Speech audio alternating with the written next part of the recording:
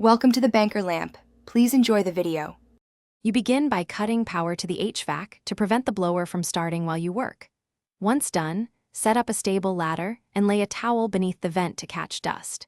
Use a flashlight to identify screws versus spring clips.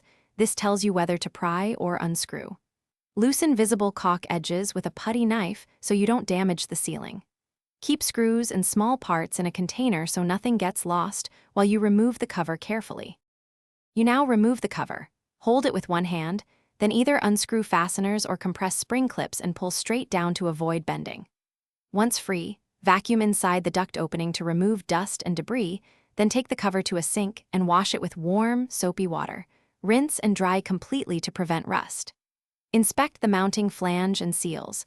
Replace any foam gasket or strip screws so the new cover will sit flush and seal correctly when reinstalled.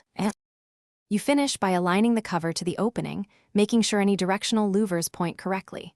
Compress clips or insert screws, tightening evenly in an X pattern so the cover seats flat.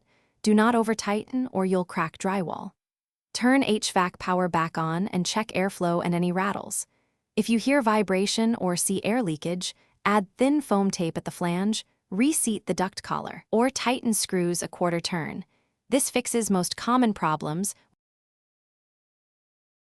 Thanks for watching. If this was helpful, leave a like and consider subscribing. See you next time.